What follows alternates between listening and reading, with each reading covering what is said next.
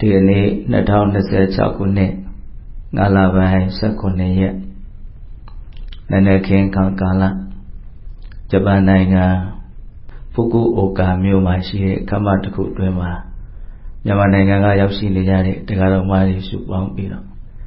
ရသော်ဘုရားရဲ့အဆုံးအမတရားဒေသနာတော်တို့ကိုနာယူကြည်ညိုကြခြင်းဆိုတဲ့မြင့်မြတ်တဲ့အလုပ်တရားဘာဝနာများကြိုးစားအထောက်ကြခြင်းလို့ဆိုတဲ့မြင့်မြတ်တဲ့အလုပ်တို့ကိုစုပေါင်းပြီးတော့ပြုလုပ်ကြမယ်ဆိုတဲ့မွန်မြတ်တဲ့ရည်ရွယ်ချက်နဲ့အခုစုမိနေကြတယ်အခုတရားဒေသနာများကိုနာယူကြည်ညိုကြခြင်းဖြင့်မိမိတို့ရဲ့စိတ်ကိုသဘာဝတရားတွေရဲ့အကြောင်းကိုအမှန်ကန်သိမြင်နားလည်မှုဉာဏ်ပညာတည်းဟူသောအမျက်ဆုံးယရနာကိုရအောင်ရှားဖွေစုဆောင်းနေကြတယ်လို့ဒီလိုလေးနားလည်ရမယ်နော်အတ္တဟိအတ္တနောနာထောကောဟိနာထောပရောတိယအတ္တနာဟိတုတ္တံတေနနာထံလပတိတုံလပံတဲ့ဒီကထာလေးကိုအတိပ္ပယ်နားလည်အောင်လုပ်ပြီးတော့အလွတ်ရအောင်ကြက်မှတ်ပြီးတော့ဆင်ញင်မှုနဲ့ရွတ်ဆိုမယ်ဆိုလို့ရှိရင်ကိုယ့်ရဲ့ဘဝမှာအလွန်မှချမ်းသာမှုကိုဖြစ်စေတဲ့ကျင့်စဉ်တစ်ခုကိုကျင့်ရရောက်လိမ့်မယ်လို့ဘုန်းကြီးစိတ်ထဲယုံကြည်မိတယ်အတ္တဟိအတ္တနောနာထောကောဟိနာထောပရောတိယအတ္တနာဟိတုတ္တံတေနနာထံလပတိတုံလပံစာကြောင်းလေး၄ကြောင်းနဲ့နော်တစ်ကြောင်းမှာစာလုံးလေး၈လုံးပဲပါတယ်ရွှေ့ဖက်လိုက်ရင်စက္ကန့်15စက္ကန့်စက္ကန့်20လောက်နဲ့ပြီးသွားတယ်ဒါပေမဲ့အဓိပ္ပာယ်ကအလွန်မှလေးနဲ့ပြီးတော့ကျပြန့်ပြောရင်မကုန်နိုင်လောက်အောင်အဓိပ္ပာယ်ကကျပြန့်တယ်ဘုန်းကြီးတို့ဗမာစကားဆိုရိုးလေးတစ်ခုရှိတယ်အဖျားရည်ဆက်အနက်ပင်လေတဲ့ပြောလိုက်တဲ့စကားလေးကအဖျားမှာတီးနေတဲ့ရည်ဆက်လေးလောက်ရှိအကလေးကိုရည်ထဲနှုတ်ရည်ထဲနှစ်ပြီးတော့ဆယ်လိုက်တယ်ဆိုရင်ရေပေါက်ကလေးတီးနေဒါပေမဲ့အဲ့ဒီလောက်နေတဲ့စကားလေးကိုအကျဲချဲ့မယ်ဆိုရင်တော့ပင်လေကြီးလောက်ကျယ်တယ်တဲ့ဒါဒီလိုဂါထာမျိုးလေးကိုပြောတာလို့ဒီဂါထာလေးရဲ့အဓိပ္ပာယ်ကိုအကျဉ်းတမို့မနာယူသေးခင်မှာဂါထာလေးရဲ့လေးနဲ့ပုံကျပြတ်မှုအဲ့လိုလေးနားလည်စေခြင်းတယ်နော်ဒီဂါထာလေးတွေကပထမဆုံးအပိုက်ကိုလူတိုင်းလိုရတယ်အတ္တဟိအတ္တနောနာထောရတယ်မို့လားမိမိဒီတာလည်းမိမိအတွက်အကူရတဲ့ကောဟိနာထောပရောတိယမိမိမှာတော့အခြားသူတွေကမိမိအတွက်အကူရမဖြစ်နိုင်ဘူးအတ္တနာဟိတုတ္တံတေနကိုယ့်ရဲ့စိတ်ကိုကောင်းကောင်းဆုံးမခြင်းအပြင်နာထံလပတိတုံလပံအလွန်ရနိုင်ခဲ့တဲ့အကူရအစစ်ကိုရလိမ့်မယ်တဲ့ဒီပြင်ဒေသနာတွေရဲ့အပေါ်မှာနားလည်မှုများထားရင်များထားသလောက်အဲ့ဒီဒေသနာတွေနဲ့ညှိပြီးတော့ဒီဒေသနာကိုနားလည်ကြည့်မယ်ဆိုရင်တကယ်ကိုမစိုးနိုင်လောက်အောင်နည်းနည်းကျေပြန့်တခုချင်းလေးဘုန်းကြီးရှင်းပြမယ်စွမ်းအားရှိသလောက်နော်အတ္တဟိအတ္တနောနာထောမိမိတည်တာလည်းမိမိအတွက်အကူရဖြစ်တယ်အဲ့လိုပြောလိုက်လို့ကိုယ်ထဲမှာကိုယ့်အတွက်အကူရကရှိနေပြီးသားလို့ဆိုလိုတာမဟုတ်ဘူးလူတွေကရုပ်တရက်ဆိုရင်ကိုပဲအကူရမှာဆိုကိုယ်ထဲမှာအကူရကြီးကရှိပြီးသားလို့စိတ်ကရောင်ဝါးထင်တတ်တယ်လူတိုင်းဟာကိုယ့်အတွက်အကူရမဖြစ်ကြလို့သူတို့ဒုက္ခရောက်ကြတာပေါ့တနည်းပြောရရင်အားငယ်ကြတာပေါ့ဒီလူတွေမှာအားငယ်တဲ့စိတ်အကြောင်းအားလျော်ဆိုတာရံပါရံခါမဖြစ်ဘူးလားဖြစ်တာပေါ့ဒီဘုန်းကြီးလည်းဖြစ်တာပဲအားငယ်တဲ့စိတ်ဖြစ်တယ်ဆိုတာအဓိပ္ပာယ်ကဘာတော့ဆိုတော့အကူရမရှိဘူးလို့ပြောနေရရောက်တယ်ဟုတ်တယ်မဟုတ်လားအားငယ်တယ်ဆိုတော့အားမကြီးဘူးပေါ့အကြောင်းတစ်မျိုးမျိုးကြောင့်ဘုန်းကြီးတို့စိတ်ထဲမှာအားငယ်စိတ်ဝင်လာတယ်အဲ့ဒါအကူရမရှိလို့ပဲလေဟုတ်လားထပ်ပြီးတော့သူကစကားကိုစစ်ဆက်အောင်ပြောတယ်ကောဟိနာထောပရောတိယကိုယ်ကလွဲလို့အခြားသူတွေစီမှာကိုယ့်အတွက်အကူရဆိုတာမရှိဘူးတဲ့လောကမှာဘသူကမှဘသူအတွက်အကူရမဟုတ်ဘူးတပါးသူတွေကကိုယ့်အတွက်အကူရမဖြစ်နိုင်တယ်လို့ကိုယ်ဟာလည်းတပါးသူတို့ရဲ့အကူရမဖြစ်နိုင်ဘူးအပေါ်ရအနေထားတွေလောက်မှာတော့အကူစရာတွေအကူရရတာတွေအကူလို့ဖြစ်တာတွေအထိုက်လျောက်ရှိကောင်းရှိမယ်ဒီနေရာမှာအကူရဆိုတာလေးကသူ့ကိုအဓိပ္ပာယ်ဖွင့်မယ်ဆိုရင်ကိုသူကကျပြန့်နေပြန်တယ် နောက်ဆိုကြပါစို့ဘုန်းကြီးတို့ခန္ဓာကိုယ်ရဲ့လိုအပ်ချက်ဖြစ်တဲ့စာရေးဝေရေးနေရေးကျန်းမာရေးအဲ့ဒါကမရှိမဖြစ်လိုတာပေါ့နော်ချိန်တန်းလာရင်စားလာတာဟုတ်လားဒီခန္ဓာကိုယ်ရဲ့လိုအပ်ချက်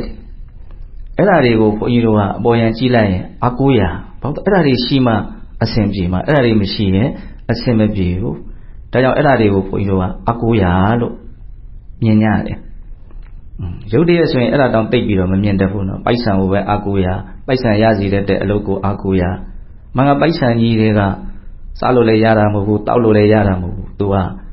ကျန်တဲ့ဒီခန္ဓာကိုယ်ရဲ့လိုအပ်ချက်တွေနဲ့လဲလေလို့ရလို့သာသူ့ကိုတန်ဖိုးရှိရလို့ပြောတာသူ့ကိုယ်၌ကဘာလို့လို့ရတယ်လဲခန္ဓာကိုယ်ရဲ့လိုအပ်ချက်အတွက်ဘာမှလုပ်လို့မရဘူး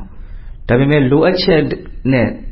လိုအပ်တဲ့အရာနဲ့သူနဲ့ကိုလဲမယ်ဆိုရင်တော့လဲလို့ရတယ်ဒါကြောင့်သူ့ကိုဘုန်းကြီးတို့တွေကအကူရဘာဖြစ်လို့လဲဆိုတော့ကိုကရှင်းတန်းနေတာကို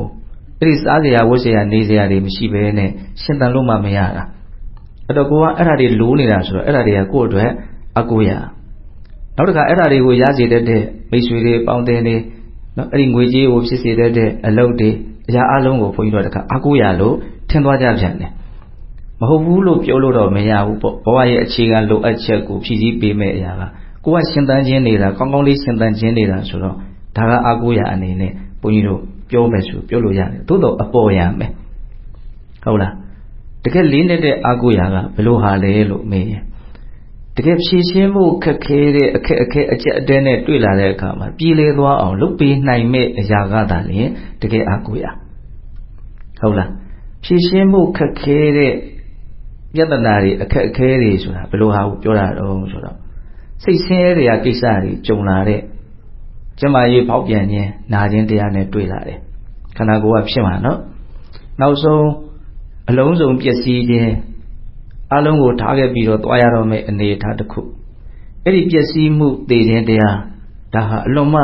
ရင်ဆိုင်ဖြည့်ရှင်းမှုခက်ခဲတဲ့ပြဿနာကြီးပဲနှစ်ခုပဲဘုန်းကြီးပြောလိုက်မယ်ဟုတ်လားနာခြင်းနဲ့သိခြင်းအဲ့ဒီတရားနှစ်ခုဟာတုံယုံတန်ယုံဉာဏ်နဲ့ပြည်လဲအောင်မရှင်းနိုင်ဘူးအဲ့ဒီခက်ခဲတဲ့ဒီပြဿနာကိုတွေ့လာတဲ့အခါမှာကိုယ်စိတ်ထဲမှာဆင်းရဲမှုမရှိအောင်ပူလောင်မှုမရှိအောင်ပြည့်လဲနားလည်မှုအပြည့်နဲ့ဒါကိုစိတ်မဆင်းရဲအောင်ချမ်းသာအောင်ကိုယ်မှာတိထားတဲ့အတိညာပေါ့အဲ့ဒီအတိညာတကယ်စင်စစ်အကုရအစစ်ပဲနော်အဲ့ဒီအကုရအစစ်ကိုဘုန်းကြီးတို့ကရှားထားမှသာရမှာရှားမထားလို့မရဘူးအဲ့ဒီအကုရအစစ်ကြတော့တခြားသူတွေစီမှာလည်းကိုယ့်အတွက်မရှိတယ်လို့တခြားသူတွေအတွက်လည်းကိုယ့်စီမှာမရှိဘူးအချင်းချင်းအဲ့ဒါဖေးမလို့ရသေးသလားမရဘူးနော်အပေါ်ယံလိုအပ်ချက်ကလေးတွေကိုတော့တယောက်ကိုတယောက်ကူညီစောင့်ရှောက်ပြီးတော့ဖေးမလို့အကူအာရပြုလို့ရပါတယ်သို့တော့တကယ်ပြဿနာတကယ်အခက်အခဲကိုဖြေရှင်းပေးမဲ့တကယ်ရနိုင်ခဲ့တဲ့အကူရာလို့ဒီဒေသနာမှာမြတ်စွာဘုရားသုံးတယ်နောက်ဆုံးနာထံလက်ပတိဒုံလက်ပံအလွန်ရနိုင်ခဲ့တဲ့အကူရာကိုရမယ်လို့ပြောတဲ့စကားတွေမှာဒုံလက်ပံရနိုင်ခဲ့သောနာထံအကူရာကိုလက်ပတိရမယ်ရနိုင်ခဲ့တဲ့အကူရာဆိုတာအထွတ်အထိပ်မြင်ပြီးတော့ပြောရမယ်ဆိုရင်သူကအရဟတမညာအရဟတပုံညာယန္တာဖြစ်စေတဲ့ဉာဏ်ကိုပြောတာဟုတ်လားဘုန်းကြီးတို့ကတစ်ဆင့်လျှော့ပြီးတော့သူ့ကိုအခြေပြည့်ပြည့်မြင်မယ်ဆိုရင်ပညာကိုပြောတာရနိုင်ခဲ့တဲ့အကုရာဆိုတာဘာကိုပြောတာတော့ပညာကိုပြောတာတော့ပညာလို့ပြောလိုက်တော့လည်းပဲအတိပ္ပယ်နားလည်မှုတွေရောထွေးသွားမှာစိုးရသေးတယ်အတန်းပညာတွေပွဲတွေအမျိုးမျိုးရအောင်သင်ယူထားတဲ့ပညာမျိုးတွေကိုဆိုလိုတာမဟုတ်ဘူးကိုဘဝရဲ့အကြောင်းကိုအမှန်ကန်သိမြင်နားလည်မှုပညာကိုပြောတာစိတ်တွေရဲ့အကြောင်းကိုသိတယ်ဝေဒနာတွေရဲ့အကြောင်းကိုသိတယ်ရုပ်တွေရဲ့အကြောင်းကိုသိတယ်နော်ဘဝဘလို့ဖြစ်ပေါ်လာတယ်လဲဘလို့ပြီးဆုံးပြောက်ကွယ်သွားမလဲပြီးရင်ဘလို့ဆက်ဖြစ်မှာလဲဘဝရဲ့အနေအထားတွေကိုအများကြီးတိတိကျကျတိတိကျကျကကကနနာသိတယ်အခုဘလို့ဖြစ်နေတာလဲနောက်ထပ်ဘာဆက်ဖြစ်မှာလဲအခုဖြစ်နေတာရောဘလို့တွေလဲတရားအထုတ်တယ်ဆိုတာအဲ့ဒါကိုနားလည်အောင်လုပ်ရတာဟုတ်လားအဲ့တော့ပညာဆိုတာဘာလို့ပညာဆိုတာကိုဘဝဖြစ်စဉ်ကိုအမှန်အတိုင်းသိတာမြင်တာနားလည်တာထပ်ပြီးတော့လည်းလေးအသေးစိတ်ပြောရရင်ကံကံရဲ့အကျိုးကိုသိမြင်နားလည်ခြင်းလို့ဆိုတဲ့စိတ်စေတနာရဲ့စွန့်ရည်တတ္တိတွေကိုသိတာမြင်တာကောင်းမွန်တဲ့စိတ်ကလေးကချမ်းသာမှုမျိုးမျိုးကိုဖြစ်စေတယ်ဆိုးရတဲ့စိတ်ဟာဆင်းရဲမှုမျိုးမျိုးကိုဖြစ်စေတယ်ဆိုတဲ့ဒီသဘာဝအမှန်တရားကြီးကိုသိတာဒါအခြေခံဉာဏ်ပညာပုဂ္ဂိုလ်တ attva မရှိဘူးသဘာဝတရားတွေပဲဖြစ်နေတာလို့သိရင်ဉာဏ်ကပုံမြင့်သွားတယ်နာမရူပပိစ္ဆေဒဉာဏ်ခေါ်တာပေါ့ဒါတွေကလည်းဖန်ဆင်းထားလို့ဖြစ်နေတာမဟုတ်ဘူးအကြောင်းပဲဖြစ်နေတာမဟုတ်ဘူးအ အကြောင်းကျိုးသဘာဝတရားတွေလို့သိမယ်ဆိုရင်ညာပိုးမြင့်သွားတယ်ပရိစ္ဆေသမုပ္ပါဒ်ကိုနားလေတဲ့သဘောဟုတ်လားဒီဖြစ်နေတဲ့သဘာဝတရားတွေဟာတောက်လျှောက်ပဲပြီးဆုံးပြောက်ွယ်လိုက်နေတဲ့အနိစ္စမျိုးတွေလို့သိရင်ညာပိုးမြင့်သွားတယ်အခုအနိစ္စမျိုးတွေနော်ဘုန်းကြီးတန်တွေတောက်လျှောက်ပြောက်တယ်ပြန်ရှာလို့ဘယ်နှရှာလို့မှမတွေ့နိုင်ဘူးဇာတိစိတ်တွေတောက်လျှောက်ပြောက်တယ်ကြားတာကိုအကြောင်းပြုပြီးတော့စိတ်ထဲကတွေးကြံတာတွေတောက်လျှောက်ပြီးပြောက်တယ်နောက်ထပ်အတွေးတစ်ခုအသစ်တောက်လျှောက်ဖြစ်တယ်အတန်လည်းအသစ်ဖြစ်တယ်ပြီးရင်ပြောက်တယ်ဖြစ်ပြီးရင်မရှိတော့ဘူးဟုတ်တော်အဘာဝတော့ဖြစ်ပြီးရင်မရှိတော့ဘူးအဲ့ဒါကိုအနိစ္စလို့ခေါ်တယ်ဘုန်းကြီးတို့ကြိုက်ကြိုက်မကြိုက်ကြိုက်ကောင်းတယ်လို့ပဲထင်တယ်ဆိုးတယ်လို့ပဲထင်တယ်ဘယ်ဖြစ်ချင်းတရားမျိုးမဆိုဖြစ်ပြီးရင်မရှိတော့ဘူးနောက်ထပ်အသစ်ထပ်ဖြစ်တာပဲသူကထပ်ဖြစ်လာတဲ့အဲ့ဒီအသစ်တိုင်းဟာလည်းပြီးဆုံးပြောက်ွယ်သွားအဲ့ဒီနဲ့ဘဝခီးကိုဘုန်းကြီးတို့ကမယမနာသွားတယ်ဒါကြောင့်မနေ့ကဖြစ်ခဲ့တဲ့ကိစ္စတွေတွေ့ရကြုံခဲ့တဲ့အရာမှန်တယ်များမနေ့ကပဲပြီးခဲ့တယ်ဒီနေ့ထိဘာတစ်ခုမှပါမလာဘူးဘုန်းကြီးတို့အရေးကြီးတယ်လို့ပဲထင်တယ်အရေးမကြီးဘူးလို့ပဲထင်တယ်ဖြစ်ရတဲ့အကုန်လုံးဟာဖြစ်ရမှတယ်ပြီးဆုံးသွားတယ်အဲ့ဒါပါလေအနိစ္စအဲ့ဒီအနိစ္စကိုသိပြီဆိုရင်အဲ့ဒီပညာတော်တော်မြင့်လာတယ်ဝိပဿနာပညာလို့နာမည်တက်လို့ရမယ်ပေါ့နော်အဲ့ဒီအနိစ္စသိတာကိုအခြေခံပြီးတော့ဘဝရဲ့ယုံ nant တို့ဖြစ်ပေါ်နေခြင်းဟာကောင်းမွန်တဲ့သဘာဝမဟုတ်ဘူးလို့ဒုက္ခသဘောကိုသိမယ်ဆိုရင်ဉာဏ်ပုံမြင့်လာတယ်ဒါတွေကဖြစ်เสียအကြောင်းရှိရင်ဘယ်သူမှတားမရဆီမရသူဖြစ်တဲ့သဘောဖြစ်เสียအကြောင်းမရှိရင်လည်းပဲဘလောက်ဖြစ်ခြင်းမဖြစ်ဘူးဖြစ်ပြီးရင်လည်းဘယ်သူမှဒါကိုထိမ့်သိမ့်ထားလို့မရဘူးသူပုံစံနဲ့သူသွားနေတာဘယ်သူမှဒီထဲကိုဝင်ရောက်ဆွတ်ဖက်လို့မရဘူးအဲ့ဒါကိုအနတ္တလို့ပြောတာအဲ့ဒါတွေကိုသိရင်ဘာခေါ်လဲပညာအမြင့်ဆုံးပညာတော့သစ္စာလေးပါးကိုသိတာဘဝရဲ့ဆင်းရဲတယ်ဆိုတဲ့တကယ့်သဘောတဘာဝအမှန်တရားပထမအမှန်တရားဘဝဖြစ်နေခြင်းဟာဆင်းရဲပြီးဆင်းရဲဖြစ်နေတဲ့သဘောပဲဒါပေမဲ့ဘုန်းကြီးတို့တွေအဲ့ဒါကိုနားမလည်ကြသေးဘူးနားလည်တဲ့အဆင့်ကအလွန်နှိမ့်သေးတယ်ပေါ့အနုဘောဓဉာဏ်လောက်နဲ့ပဲသိသေးတာထပ်သိဖို့လိုသေးတဲ့အသိမှန်းဆပြီးတော့သိတဲ့အသိလောက်ပဲရှိတာဟုတ်လားပရိဝေဒအဆင့်နဲ့တွန်းဖောက်ပြီးတော့သိတဲ့အနေအထားကိုရောက်မယ်ဆိုရင်ဒီပညာအလွန်မြင့်တယ်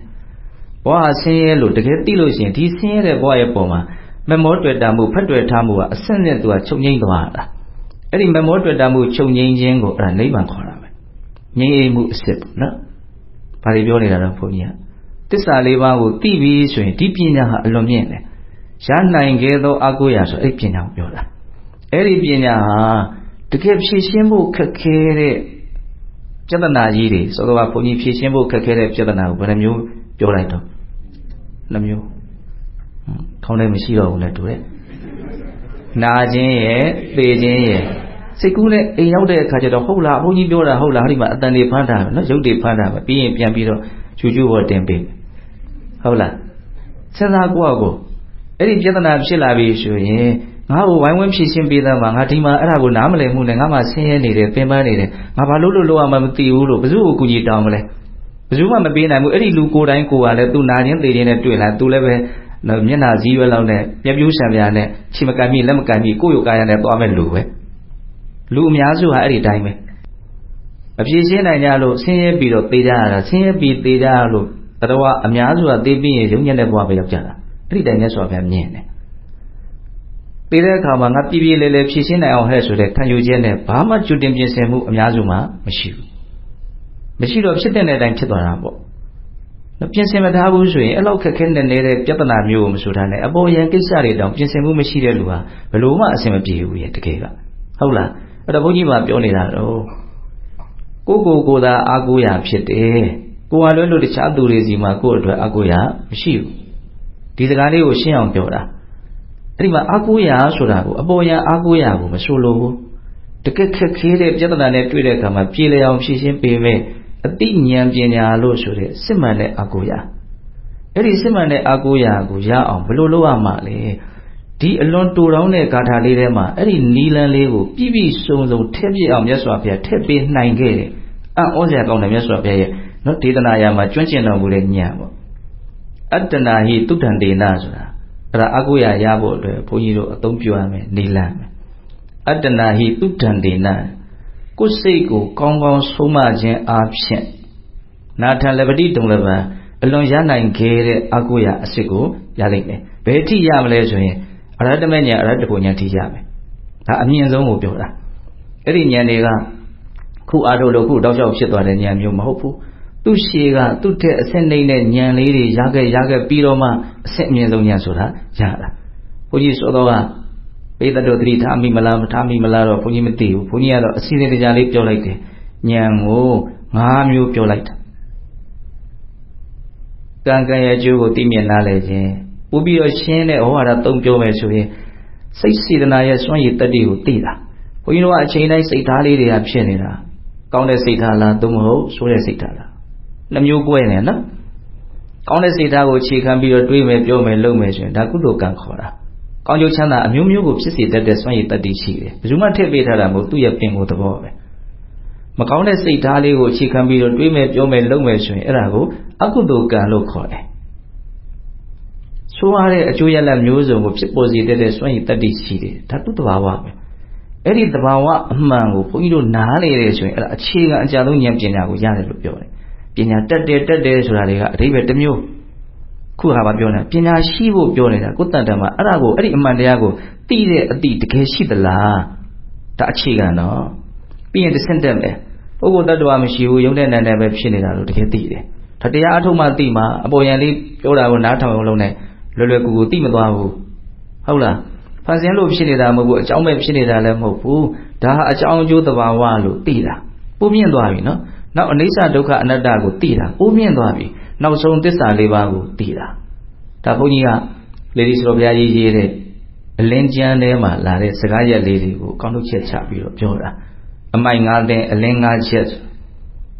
်တတ္တဝါတွေမှာမိုက်မှောင်းနေတဲ့သဘောတဘာဝ၅မျိုးသူလည်းဆန့်ကျင်ပဲလင်းနေတဲ့အလင်းတက်၅မျိုးဒီ၅မျိုးကိုရည်ရွယ်ပြီးတော့ပြောတာဒီ၅မျိုးကိုမသိရင်ဒါအမှောင်ထဲမှာနေတယ်ခေါ်ဒီ၅မျိုးကိုသိရင်အလင်းထဲမှာနေတယ်ခေါ်တယ်ဘယ်သွားရမလဲဘယ်နားမှာပါရှိလဲအကုန်မြင်တယ်သူအလင်းထဲနေတာပေါ့အမှောင်ထဲနေတဲ့ကောင်ဘယ်သွားလို့သွားမှမသိသူစမ်းရမ်းပြီးတော့ပဲလုံမှာလွဲမှားဖို့ပဲဟိုအဖြစ်များဖို့ရှိတယ်ပေါ့အဲ့တော့ပြောချင်တာလေးကိုလူရင်းကိုပြန်ကောက်မယ်နော်အတ္တဟိအတ္တနောနာထောမိမိတည်တာလည်းမိမိအတွက်အကုယဖြစ်တယ်ကောဟိနာထောပရောတိယမိမိမှာတပါအခြားသူတွေကမိမိအတွက်အကုယမဟုတ်ဘူးအတ္တနာဟိတုဒ္ဒံဒေနကိုယ်စိတ်ကိုကောင်းကောင်းဆုံးမခြင်းအပြင်နာထလပတိတုံလပံအလွန်ရနိုင်ခဲ့တဲ့အကုယအစစ်ကိုရမယ်ဘုန်းကြီးတို့မှာအကုယမရှိရသေးဘူးအကုယအစစ်ကိုပြောတာနော်ဒီမှာတော့သူကအကုယအစစ်လို့မသုံးဘူးရနိုင်ခဲ့တဲ့အကုယလို့သုံးတယ်တုံလပဆိုတဲ့စကားတုံလပဆိုတာရခဲ့တယ်လို့အဓိပ္ပာယ်ရလွယ်တဲ့အကုယတွေတော့ဘုန်းကြီးတို့ဒီမှာရှိတာပေါ့ပိုက်ဆံလေးရှိမယ်သင်ယူထားလို့နားလည်ထားတဲ့တက်ကြွထားတဲ့အတတ်ပညာတွေရှိမယ်ရှာနီးဖွေနီးလေးတွေပေါ့ပေါင်းတင်ဆက်ဆံထားတဲ့စိတ်ချတဲ့မိတ်ဆွေကောင်းတွေလည်းရှိမယ်ဟုတ်တယ်မဟုတ်လားဒါပေမဲ့ဘဝကအဲ့လောက်တင်ဘဝရဲ့လိုအပ်ချက်ကအဲ့လောက်မကဘူးအဲ့ဒါတွေနဲ့ဖြည့်ရှင်းလို့ဘလို့မှမရတဲ့ပြဿနာမျိုးတွေဘဝမှာအများကြီးရှိတယ်အဲ့ဒါကိုမြင်တတ်ဖို့လိုတယ်တဲ့ပြောရရင်ပညာနဲ့သာလည်းဖြည့်ရှင်းမှပြည်လည်နိုင်တဲ့ပြဿနာတွေဘဝမှာအများကြီးရှိတယ်အဲ့ဒါကိုမရှင်းနိုင်တဲ့အခါဘုန်းကြီးတို့နောက်ဆုံးမိုးရမှာပဲလေခုဘုန်းကြီးကဒီရောက်လာတဲ့လူအရွယ်လေးတွေဒီပုံစံလေးဒီအရွယ်လေးတွေကြီးများရနော်ခုတရားပွဲတိုင်းလိုမေးပြတယ်မငိုတာဘယ်လောက်ကြာပြီတော့ကိုပြန်မေးစီတင်တာဘုန်းကြီးကမေးတာမဟုတ်ဘူးဒါကိုယ့်ရဲ့စိတ်အခြေအနေကိုကိုယ့်ကိုစစ်ဆေးတဲ့သဘောပေါ့ဘုန်းကြီးမေးလိုက်တိုင်းသူတို့ကရေးစရာလို့နဲ့ပြောတယ်နေ့တိုင်းငိုနေရတယ်ဗျာဟာနေ့တိုင်းကြီးကတော့မကောင်းဘူးလေဟုတ်လားဒီထဲမှာနေ့တိုင်းငိုရတဲ့လူပါသလား9ရက်တစ်ပတ်တိုင်းရောပါပြီအဲ့ကြတော့များပါနော်9ရက်တစ်ပတ်တိုင်းငိုရတဲ့ရှော့ချနိုင်ဖို့လိုရနော်ငိုနေလို့ဘာကြောင့်ထုတယ်လဲကိုဖြစ်ရှင်တဲ့ကိစ္စကြီးကငိုလို့ဖြစ်လာမှာလားကိုမဖြစ်ရှင်တဲ့ကိစ္စကြီးကငိုလို့မဖြစ်ဘဲနေမှာလားငိုခြင်းဟာဘာမှအကျိုးမရှိဘူးတသက်ကိုနှိပ်စက်တာကိုယ့်ရဲ့ဉာဏ်ဖြင်းမှုကိုဖော်ပြတာကိုယ့်ကိုအဖြေရှာရမယ်အဲ့ဒါပြောတာအကုယမရှိဘူးဆိုတာငိုနေရတဲ့လူတယောက်အကုယမရှိလို့ပေါ့သူကျန်တာတွေရှိတာသူ့ကိုမကယ်နိုင်ဘူးလေမကူနိုင်ဘူးလေငိုနေပြီဆိုရင်အဲ့ဒါပါကူရကယ်ရမဲ့ဟုတ်တယ်မဟုတ်လားဒါကြောင့်ကိုအရှင်ပြည်တဲ့ပြည်အောင်ငါလုံမယ်ဘယ်နည်းနဲ့လုံမလို့ဆိုတော့ပညာကိုရအောင်ရှာတဲ့နည်းနဲ့လုံအောင်တရားအထုတ်တယ်ဆိုတာအဲ့ဒါအလေးနဲ့ဆိုအဲ့ဒီပညာတွေကိုရအောင်လုပ်တာခုဒီမှာမြတ်စွာဘုရားဒီကထာထဲမှာပေးထားတဲ့နည်းကကိုယ်စိတ်ကိုကောင်းကောင်းဆုံးမခြင်းအပြင်ရနိုင်ခဲ့တဲ့အာကိုရာကိုရလိမ့်မယ်လို့အာကိုရာအစစ်ကိုလည်းဖော်ပြတယ်ရအောင်ဘလို့လုပ်ရမလဲဆိုတဲ့နည်းလမ်းကိုပါတခါတည်းပြောသွားတယ်ဘလောက်အံ့ဩစရာကောင်းတယ်ဂါထာလေး၄ချောင်းနဲ့နော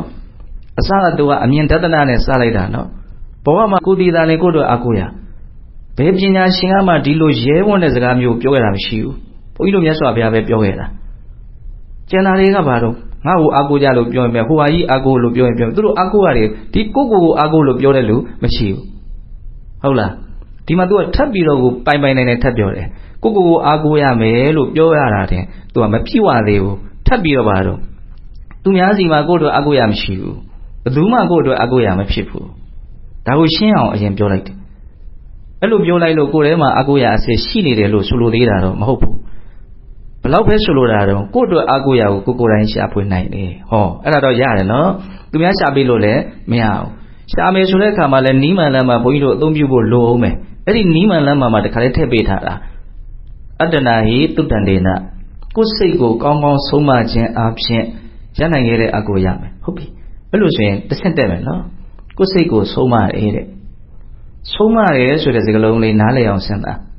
းဒီဘာသာသမီးကိုဆုံးမတယ်ဆရာတပည့်ကိုဆုံးမတယ်ညီကောင်မောင်နှမဆိုအကြီးတွေကအငယ်တွေကိုဆုံးမတယ်ဆိုတာဘာလို့တာတော့ဟောတချို့စကားလုံးတွေကနားလည်ပြီးသားလိုနဲ့ပြောဆိုရင်တိတိကျကျမပြောတယ်ဗျာမို့ဆုံးမတယ်ဆိုတာမကောင်းတာမဖြစ်အောင်ပြောတာကောင်းတာတွေလုပ်ဖြစ်အောင်ပြောတာအတိပ္ပယ်အကျဉ်းမြတ်2မျိုးပဲမကောင်းတာတွေကိုမတွေးနဲ့မပြောနဲ့မလုံးနဲ့မကောင်းတဲ့ကိစ္စတွေမဖြစ်အောင်တားမြစ်တာကောင်းတဲ့ကိစ္စတွေကိုလုပ်ဖြစ်အောင်လုပ်ချင်စိတ်ပေါအောင်ကောင်းတဲ့ကိစ္စဘက်ကိုတိုက်တွန်းတာအဲ့ဒါကိုလုပ်တယ်ခေါ်တာတော့ဆုံးမအဲ့လိုပဲဘုန်းကြီးတို့ကကိုယ်စိတ်ကိုဆုံးမမယ်ဆိုရင်ဟဲ့မကောင်းတဲ့စိတ်တွေမဖြစ်စေနဲ့မကောင်းတာတွေမပါစေနဲ့ကောင်းတာတွေဖြစ်ပါစေလို့စိတ်ကိုဆုံးမတယ်ဆိုတာကောင်းတဲ့စိတ်တွေဖြစ်အောင်လုပ်တာမကောင်းတဲ့စိတ်တွေမဖြစ်အောင်လုပ်တာအဲ့ဒါကိုစိတ်ကိုဆုံးမတယ်လို့ပြောတာအဲ့တော့ဒီနေရာမှာနည်းနည်းလေးလေးနက်နက်ဘုန်းကြီးပြောခြင်းတယ်နော်စိတ်ကတော့သူ့ကြီးဖြစ်တာမဟုတ်ဘူးသူ့ကိုဝင်ရောက်ခြေလေတဲ့စေတသိက်ဆိုတာတွေနဲ့တွဲဖြစ်တယ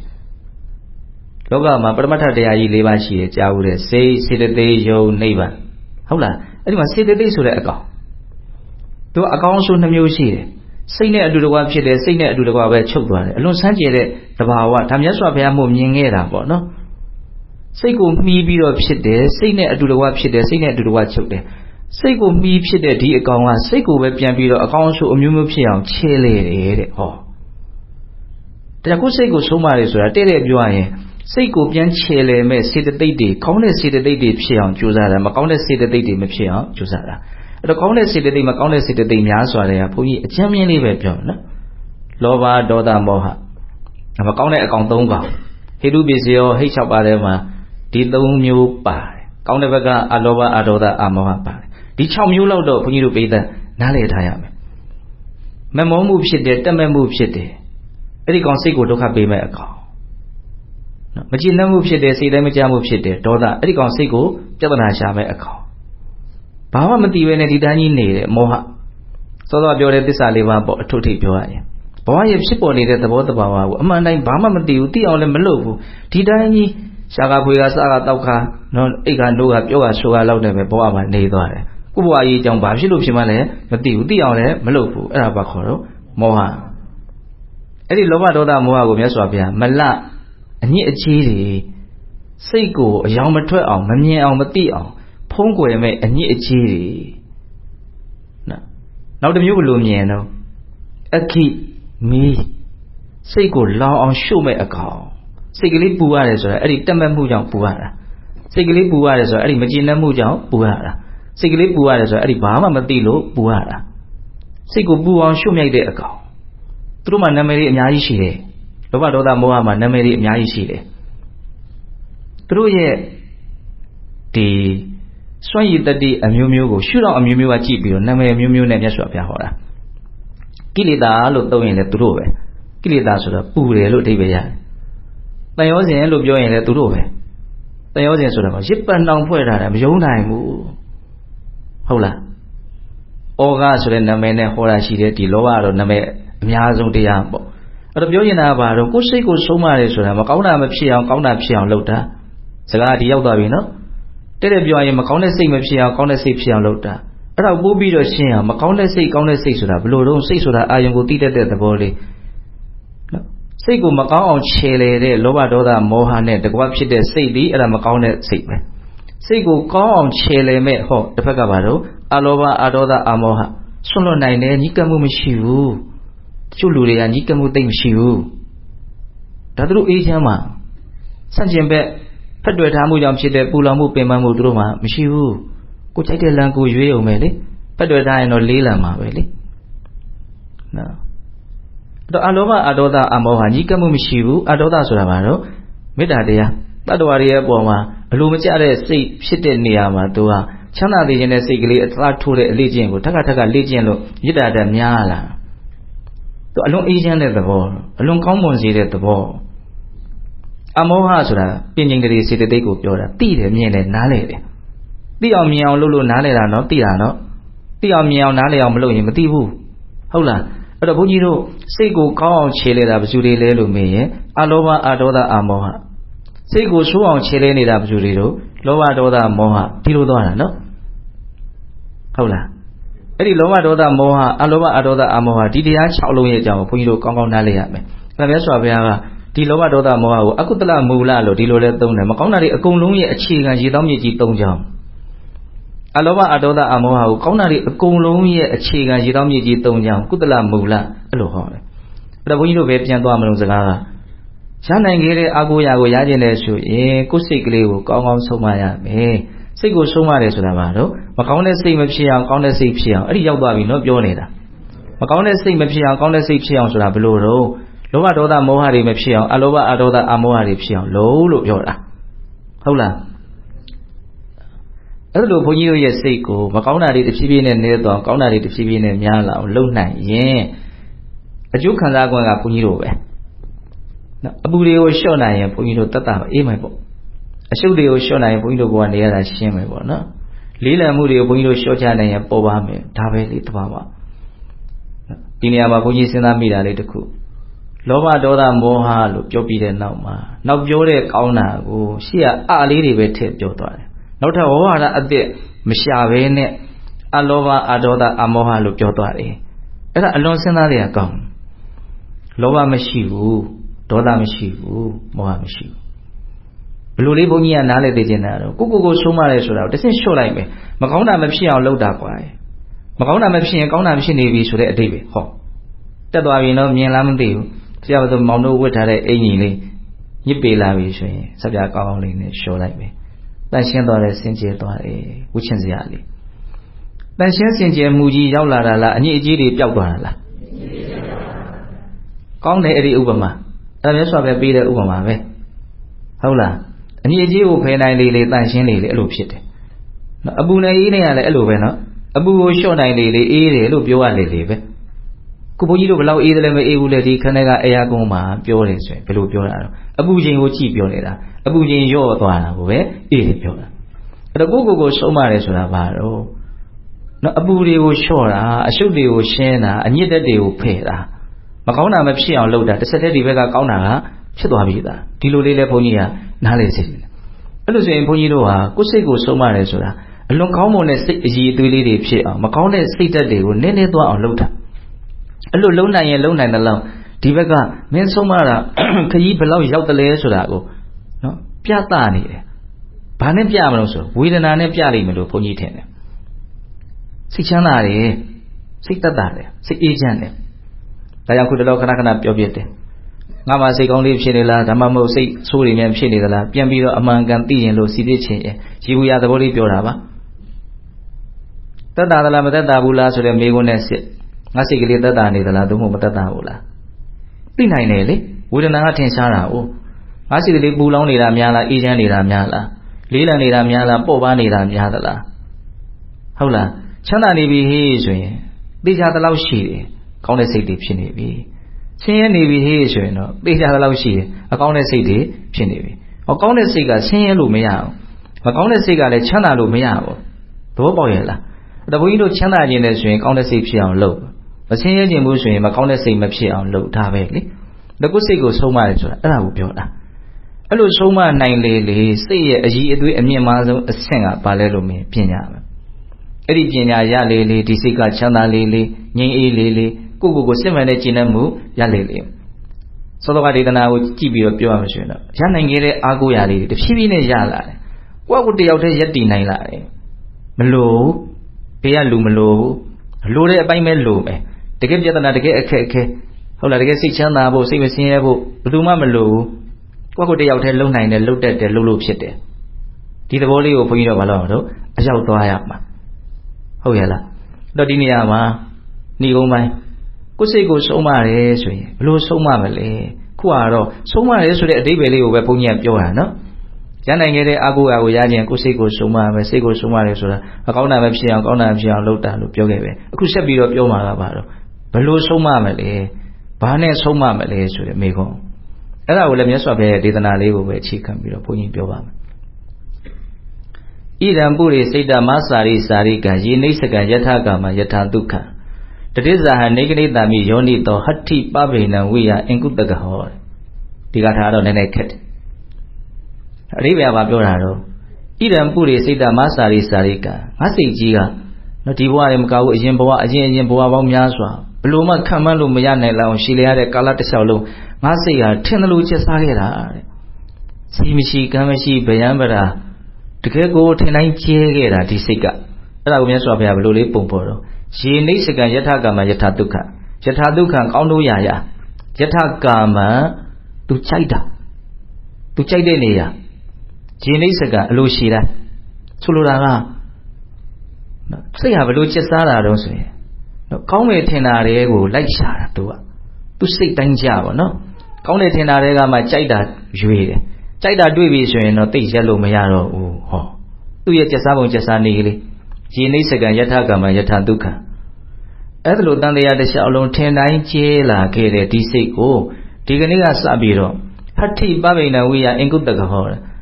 ချုံးကင်ထားတဲ့စင်တိန်ဟာအမှုံရစ်နေတဲ့စင်ကိုဆုံးမနှိပ်ကွတ်တယ်လို့မျိုးငါဟာတဲ့ငါရဲ့ဟောဒီစိတ်ကလေးကိုယောနိသောမနတိကာရလို့ဆိုတဲ့ချွန်းလက်နဲ့ကောင်းနဲ့ကောင်းကောင်းဆုံးမမယ်နှိပ်ကွတ်မယ်တတိဇာနေကနိတာမိယောနိသောဒီနေ့ကစပြီးတော့ငါစိတ်ကိုယောနိသောမနတိကာရဖြင့်ဆုံးမမယ်ဥပမာချွန်းကင်ထားတဲ့စင်တိန်ကအဲ့ဒီချွန်းနဲ့စင်ကိုဆုံးမတယ်လို့မျိုးဒီကထာလေးလည်းမကောင်းဘူးလားတန်တရားတစ်လျှောက်လုံးထင်တိုင်းကျဲခဲ့တဲ့ဒီစိတ်ကိုဒီကနေ့ကစပြီးတော့ချွန်ကင်ထားတဲ့စင်လေးဟာအမှုံရစ်နေတဲ့စင်ကိုဆုံးမတယ်လို့မျိုးငါစိတ်ကိုယောနိသောမနတိကာရနဲ့ဆုံးမမယ်ဟောအမှုံရစ်နေတဲ့စင်ကိုစင်ဥရင်းဟာလက်ချီဆုံးမလို့မရဘူးဘယ်ကြောင့်မလို့ဒီစင်က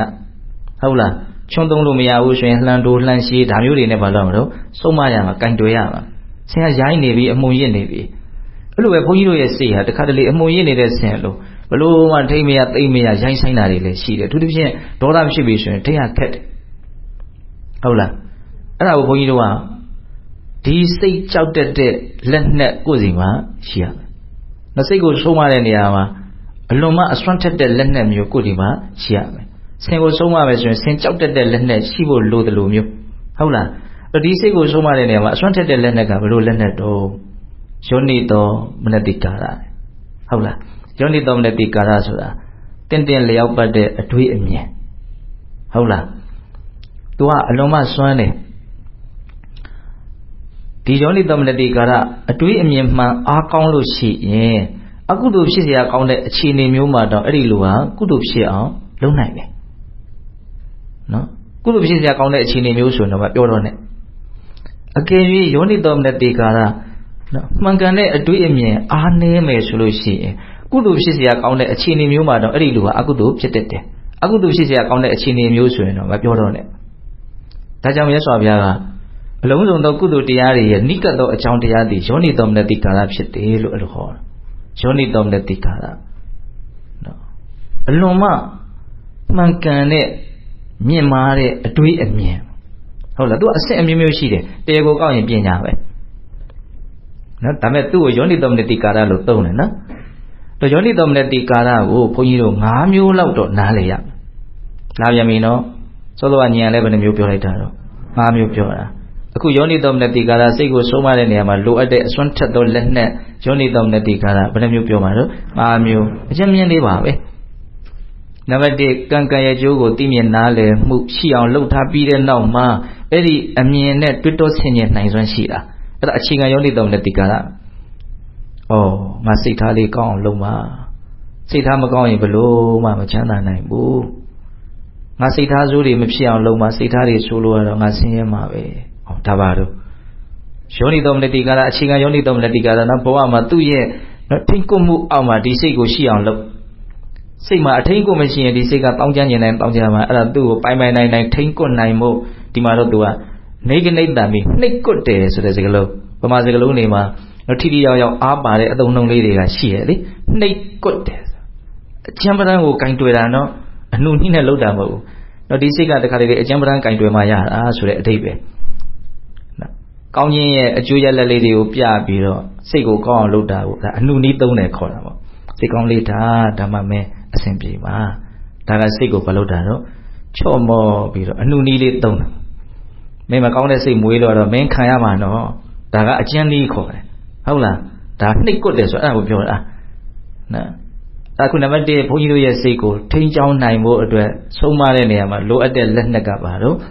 စိတ်စေတနာရဲ့စွမ်းရည်တတ္တိကိုသိမြင်နားလည်မှုဉာဏ်ပညာအဲ့ဒီဉာဏ်ပညာဖြင့်ဆင်ញင်တွေးတောတာဘဝမှာငါစိတ်ထားကောင်းမှဖြစ်မယ်စိတ်ထားမကောင်းလို့မရဘူးစိတ်တွေမကောင်းခြင်းလာပြီဆိုရင်ဟဲ့ငါကငါဆင်းရဲအောင်လုပ်တော့မလို့လားဒီလိုမျိုးလာရမှာနော်သဘောပေါက်လားဘုန်းကြီးပြောတာဟုတ်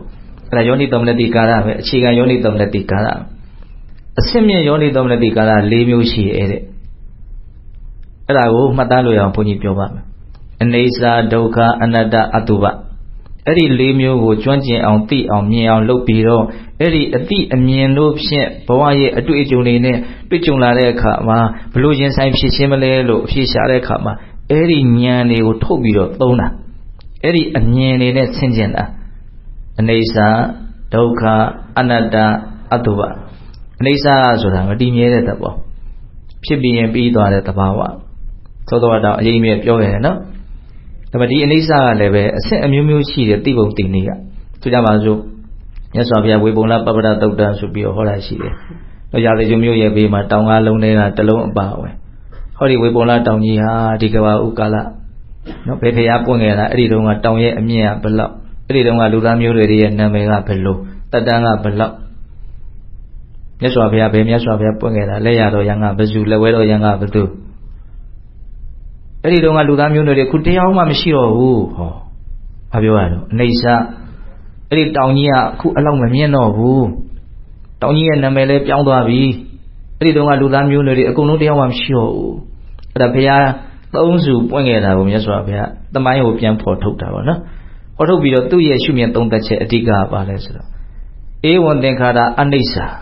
သင်္ခါရတရားတွေကအဲ့လိုမတည်မြဲတဲ့သဘောရှိတယ်အတုဝါမခိုင်မာတဲ့သဘောရှိတယ်အနတ္တတိကမသက်တာတဲ့သဘောရှိတယ်ရုပ်တည်နေဖြစ်နေတယ်ဆိုတာနော်မခိုင်မာတဲ့သဘောမသက်တာတဲ့သဘောနော်မတည်မြဲတဲ့သဘောတွေဖြစ်နေတယ်ဒါကြောင့်မို့လို့နိဗ္ဗာန်တိတုံညီငွေခြင်းကအလားမေဝသင်္လှတိတာဒီဝိရိစီတုံဆွေးမဲ့မှုကင်းခြင်းကအလားမေဝသင်္လှတိတာဒီဝိမု ရှိတုံဒီဒုက္ခတွေကလွတ်မြောက်သွားခြင်းကအလားမေဝသင်္လှတိတာဒီဒါဘုန်းကြီးကပြောနေတာတော့အနိစ္စကိုမြင်အောင်မြတ်စွာဘုရားဤမျိုးစုံနဲ့ဟောတယ်ဆိုတာလေးကိုသိစေခြင်းတာဟာလွန်ခဲ့တဲ့နှစ်ပေါင်းများစွာဖြစ်ခဲ့တာအခုဘုန်းကြီးတို့ဒီနိုင်ငံရောက်တယ်ရဲတိုက်လေးတွေသွားကြည့်တယ်ကြောက်တုံးကြီးတွေနဲ့လှုပ်ထားတယ်လှုပ်ခဲ့တဲ့လူတွေဘယ်ရောက်သွားမရှိတော့ဘူးလေဟုတ်လားသူတို့လည်းပဲဗျက်ဆိုပျောက်သွားတာမိုးတီးနဲ့ပျောက်သွားတာအခုဒီလူတွေလည်းတီးနဲ့ပျောက်သွားတာနောက်နှစ်တရာလောက်ဆိုရင်ဗမာပြည်ကလူတွေကလွန်ခဲ့တဲ့နှစ်တရာလောက်ကဂျပန်သွားအလုပ်လုပ်ကြတဲ့ဟုတ်လားနှုတ်ကွန်ပျူတာတွေဘာတွေတဲ့ရှာချင်းတွေ့မှာနော်ဟုတ်လားအဲ့ဒီကြတော့မှတ်တမ်းမှတ်ရတွေကအတိအကျထွက်လာမှာဟိုလွန်ခဲ့တဲ့နှစ်တရာဟာမှတ်တမ်းမှတ်ရတွေလောက်မတိကျနိုင်ဘူးဘာတွေပြောရတော့ဘုန်းကြီးကအနိစ္စအကုန်လုံးအနိစ္စမျိုးလေးတွေအနိစ္စသားကောင်လေးတွေအကုန်လုံးပြီးဆုံးလိုက်ပြီဟုတ်လားအဲ့တော့ယောနိသောမနတိကာရကိုအရှင်းမြယောနိသောမနတိကာရပြောတာနော်ဒီစိတ်ကိုဆုံးမတဲ့နေရာမှာအသုံးတဲ့လက်နက်ပေါ့နော်အဲ့ဒါကိုယ်စိတ်ကလေးကောင်းဖို့အတွက်အဲ့ဒီအတွေးအမြင်ကောင်းလေးရှိရတယ်နော်အထူးသဖြင့်လောဘဒေါသတွေဖြစ်เสียကြုံလာပြီဆိုရင်ခိုက်တတ်မှာပဲဒီလောက်ကြီးမက်เสียမဟုတ်တယ်လို့ဒီလောက်ကြီးမုန်းเสียလည်းမဟုတ်ပါဘူးကိုယ်စိတ်ကိုမလုပ်တာတော့ထိန်းချောင်းတာနော်အနိစ္စကိုသိမြင်ခြင်းဟာစိတ်ရဲ့မက်မောမှုစိတ်ရဲ့မုန်းတီးမှုကိုအများကြီးထိန်းချုပ်နိုင်တယ်လို့ဘုန်းကြီးကမြင်တယ်မင်းတို့လက်တွေ့လုပ်ကြည့်နော်တို့မုန်းနေတယ်ဆိုတဲ့အရာလည်းအခိုက်တန့်ပဲတို့အလွန်မဲ့နေတယ်ဆိုတဲ့အရာလည်းအခိုက်တန့်ပဲပြောရရင်တို့ကအခိုက်တန့်ဆိုတဲ့သဘောတဘာဝလေးကိုတကယ်မသိလို့သာတို့မုန်းနိုင်ကြတာတို့မက်နိုင်ကြမက်ဖွယ်မုန်းဖွယ်အနှုံးချဲပြီဟုတ်လားလေဒီဆိုဘုရားကြီးသုံးတဲ့စကားလုံးလေးဘုရားမှာဘုန်းကြီးတို့ကမဲ့ရင်မုန်းရင်နဲ့ပဲပွားကြတာအဲ့ဒါကိုနေပါသွားအောင်ဘာလို့ရမလို့အနိစ္စအမြင်တကယ်အမှန်တရားနော်ဒီဥစ္စာအနိစ္စပြီးတော့ဘာလာတော့ဒုက္ခ ဒုက္ခဆိုတာကောင်းမွန်တဲ့သဘောမဟုတ်ဘူးလို့ပြောတာ။အော်ဟစ်ညည်းညူနေရတဲ့ခံရခက်တဲ့ဝေဒနာမျိုးကိုဆိုလိုတာမဟုတ်ဘူး။ဘုန်းကြီးတို့ကြိုက်မကြိုက်ကောင်းတယ်လို့ထင်တယ်မကောင်းဘူးလို့ထင်တယ်ဖြစ်ရဲ့အကုန်လုံးဟာပြီးဆုံးပြောက်ွယ်သွားတဲ့အတွက်ကြောင့်ဒီဖြစ်စဉ်ကြီးဟာစိတ်ကျဉ်တတ်မှုကိုတကယ်ရစေတဲ့ကောင်းမွန်တဲ့သဘာဝတွေမဟုတ်ဘူးလို့ပြောချင်တာဒီနေရာမှာပြောတဲ့ဒုက္ခကဒုက္ခကိုကျမ်းမြင်၃မျိုးလောက်နားလည်ရမှာနော်ဒုက္ခဝေဒနာဒုက္ခလက္ခဏာဒုက္ခသစ္စာခဏပြောပြပါတယ်ဘုန်းကြီးတို့နားလည်တာဒုက္ခဝေဒနာလောက်နားလည်တာခုပြောနေတာဒုက္ခလက္ခဏာကိုပြောတာယုံနာမှန်ရင်မကောင်းဘူးဆိုတာသူ့ရဲ့လက္ခဏာပဲနောက်ဆုံးဒုက္ခသစ္စာကိုသိမယ်ဆိုရင်လည်းအဲ့ဒါအရိယာဖြစ်မှာပဲတကယ်သိရင်ပေါ့လေဟုတ်လားအဲ့ဒါပြောနေတာပါယောနိသောမနတိကာရအနိစ္စကိုသိပြီးတော့ဆင်ញင်နိုင်တယ်ဒုက္ခကိုသိပြီးတော့ဆင်ញင်နိုင်တယ်ဘောဟာဒုက္ခပဲနော်ဘောလည်းဖြစ်နေတဲ့ဒုက္ခပဲဒါကဒီမှန်ကန်တဲ့အမြင်ကိုကိုယ့်ရဲ့စိတ်ကိုအများကြီးယဉ်ကျေးစေမယ်တိမ်မွေးစေမယ်နော်ကောင်းမွန်တဲ့ဘက်ကိုရအောင်ကြိုးစားတဲ့နေမှာအလွန်ထိရောက်တဲ့အတွေးမြင်တစ်ခုလို့သူ့ကိုလည်းပဲဘုန်းကြီးတို့တန်ဖိုးထားရအောင်အိဋ္ဌဒုက္ခပြီးတော့မှာတော့အနတ္တဆိုတာကြတော့ပြောဖို့ကအဓိပ္ပာယ်အလွန်ကျယ်ဝန်းတယ်နအတ္တမဟုတ်ဘူးဆိုတဲ့အဓိပ္ပာယ်ကနေပြောမယ်ဆိုရင်တော့လူရင်းရောက်တယ်ငါသဘောမဟုတ်ဘူးပုဂ္ဂိုလ်တ attva သဘောတွေလည်းမဟုတ်ဘူးအတ္တသဘောမရှိဘူးသူကြောင်းကျိုးဆက်ဖြစ်စဉ်ပဲဖြစ်เสียရှိရင်ဖြစ်တယ်ဖြစ်ပြီးရင်လည်းဘယ်လိုမှထိမ့်သိမ့်လို့မရဘူးသူ့လမ်းကြောင်းသူသွားနေတဲ့သဘောဟုတ်လားအဲ့ဒါကိုသိပြီးတော့ဆင်ញင်နိုင်ရင်အဲ့ဒါအလွန်အဆင့်မြင့်တဲ့ယောနိသောမနတိကာရစိတ်ကိုဆုံးမတဲ့နေရာမှာအသုံးပြုရမယ်လက်နဲ့နော်နောက်ဆုံးအဆင့်မြင့်ယောနိသောမနတိကာရဘာဆိုအတုပတယ်အဲ့ဒီလက်နဲ့ထုတ်လုပ်ဖို့ကတော့အရင်ကြီးတော့မခက်ဘူးဒါပေမဲ့မထုတ်လုပ်တာတော်တော်ခက်တယ်နော်အတုပဆိုတာသိဖို့မြင်ဖို့ခက်ခဲတဲ့အရာကြီးတစ်ခုမဟုတ်ဘူးဒါပေမဲ့သိလားဆိုတော့လည်းမသိဘူးမသိတာခက်ခဲလို့မသိတာမဟုတ်သိအောင်မလုပ်လို့မသိတာလွယ်လေပဲသိအောင်မလုပ်ရင်သိမှာမဟုတ်ဘူးဟုတ်လားခုအတုပဆိုတာဘာလို့ဆိုတာမရှိတာတုပဆိုတာတင့်တယ်မှုမရှိတာဘုန်းကြီးတို့မျက်စိနဲ့မြင်နေရတဲ့ဒီကိုယ်ကောင်ဒီရုပ်အစုအဝေးကြီးကိုပြောတာတခုချင်းလေးစီစစ်ကြည့်မယ်ဆိုရင်ဘယ်ဟာလေးကမှနော်တင့်တယ်တဲ့သဘောမရှိဘူးရှင်စရာဆက်ဆုပ်စရာသဘောသာဖြစ်နေတာကိုတွေ့ရတယ်ဟုတ်တယ်မဟုတ်လားကြည့်လိုက်တခုချင်းလေးကိုဒါလက်နဲ့နည်းနည်းကြီးဘုန်းကြီးတို့ညံကိုညှစ်ပစ်ပြီးတော့ထွက်အောင်လုပ်နေစရာတောင်မလိုဟုတ်လားအယိုးကိုအမာကနေရာမှာစိုက်ဆောက်ပြီးတော့အကျိုးမျိုးစုံနဲ့ဖွဲ့ရှက်ပြီးတော့အသွေးအသားနဲ့လိမ့်ကျန်ပြီးတော့အကြည်လူကြီးပါးနဲ့အုပ်ပြီးတော့တိဆောက်ထားတဲ့ဒီရုပ်အစုအဝေးဥကောင်းထဲမှာဗါတွေရှိတော့အုံနောက်တွေရှိတယ်ဟောခေါင်းထဲမှာအုံနောက်ရှိတယ်လို့တွေးမိတဲ့အချိန်နဲ့မတွေးမိတဲ့အချိန်စိတ်ရဲ့ဒီရုပ်ဒီဘဝရဲ့အပေါ်မှာမြင်မြင်ဒီတုံ့ပြန်နေရဘယ်လိုမှမတူဟုတ်လားရင်ကောင်းပိုင်းမှာအစုပ်နဲ့နှလုံးအသက်ရှင်သန်ဖို့အတွက်မယမနာအလုပ်လုပ်ရင်းနဲ့ရှိနေကြတယ်သူတို့ရှိနေတယ်သတိထားမိသလားအဲ့လိုအတိအမှတ်ပြုသလားငါရှင်ဘတ်ထဲမှာအစုပ်နဲ့နှလုံးကြီးရှိနေတယ်ဘသူရှင်ဘတ်ထဲဖြစ်ရှိနေတယ်မြင်ကြည့်လိုက်မမြင်တာနဲ့မြင်တာနဲ့လုံးဝကွဲပြားခြားနာတယ်နော်ဟုတ်လားဝမ်းကောင်းပိုင်းထဲမှာအသေးရှိမယ်ပန်ကရိယာရှိမယ်တီကြီးအိတ်ရှိမယ်တရရွက်ဆိုတဲ့ဘေးဆိုတဲ့တရရွက်ကြီးရှိမယ်ကိုစားတော့ဝါမျိုးထားတဲ့အစာအာဟာရတွေထည့်ထားတဲ့စာအိမ်ကြီးရှိမယ်တစ်ဆက်တည်းဥတွေတွန့်ခောက်ခွေးနေတဲ့နော်ဥသိန်းဆိုတာရှိမယ်ပြီးရင်ဥအတက်ကလေးနာကနေဆက်ပြီးတော့စာဟောင်းတွေထည့်ထားတဲ့ဥမာကြီးဆိုတာရှိမယ်နော်အဲ့ဒီဥတွေရဲ့နောက်နာကနေကြောက်ကနှလုံးကနေတစ်ဆက်ဆက်ကြားနေတဲ့စီးတွေကိုစုထည့်ထားတဲ့စီးအိမ်ကြီးတစ်လုံးလည်းရှိတယ်နော်ဒါပါလေဘောရဲ့အမှန်တရားပဲလေမြင်ဖို့အလွန်လွယ်ပါတယ်သို့တော့မမြင်တဲ့အခါကျတော့မမြင်ဘူးပေါ့နော်မြတ်စွာဘုရားကတရားတွေအချင်းချင်းရဲ့အပေါ်မှာမှားယွင်းမှုတွေမသိမှုတွေနဲ့နေကြတာဆိုတာလေးကိုပုံဖော်အောင်ပြောတာအထတ္တသူတိတံတိတံမတ္တလုံကတ္တပုရိတံသူဘတော်၌မညတိပါလောအဝိဇ္ဇာယပုရခတောဘုန်းကြီးတို့လူချင်းချင်းတွေ့ပြီဓမ္မမို့ကိုမှန်ထဲမှာကြည့်ပြီဆိုရင်ဘုန်းကြီးတို့အထင်အမှားဆုံးကိစ္စကအထင်အမှားဆုံးအစိတ်အပိုင်းဟာဘယ်အစိတ်ပိုင်းလဲလို့မယ်ဟောဒီမျက်နှာဟုတ်တယ်မဟုတ်လားခေါင်းနော်သူကလည်းကရိယာတော်တော်စုံတယ်နော်မြင်တတ်တာလေးနှစ်ခုလည်းဒီမှာရှိတယ်ကြားတတ်တာလေးနှစ်ခုကလည်းဒီမှာရှိတယ်အနံ့သိတတ်တာလေးလည်းဒီမှာရှိတယ်ရတာသိတတ်တာရှိတယ်အတွေ့အထိလည်းသူသိနိုင်တယ်စဉ်းစားတွေးတောနိုင်တဲ့အုံနောက်ဆိုတာကြီးလည်းဒီမှာရှိတယ်အဲ့ဒါကိုမြတ်စွာဘုရားဘယ်လိုပုံဖော်တော့အထတ္တသူတိတံတိတံအခေါင်းပေါက်များစွာဖြင့်ဖွဲ့စည်းထားတဲ့မတ္တလုံကတ္တပုရိတံအုံနောက်နဲ့ပြည်နေတဲ့ဒီဥကောင်းနော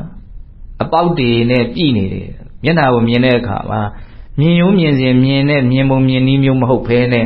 အခေါင်းအပေါက်တွေကိုရှေ့တန်းတင်ပြီးတော့မြင်တဲ့မြင်နည်းမျိုးနဲ့မြင်ကြည့်လိုက်လှတဲ့အိုတယ်ဆိုတ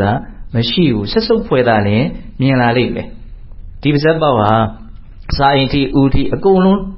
းဘာဖြစ်နေတော့ဆက်သွယ်နေဟုတ်တယ်မဟုတ်လားမြင်တာနဲ့မမြင်တာနဲ့တူသလား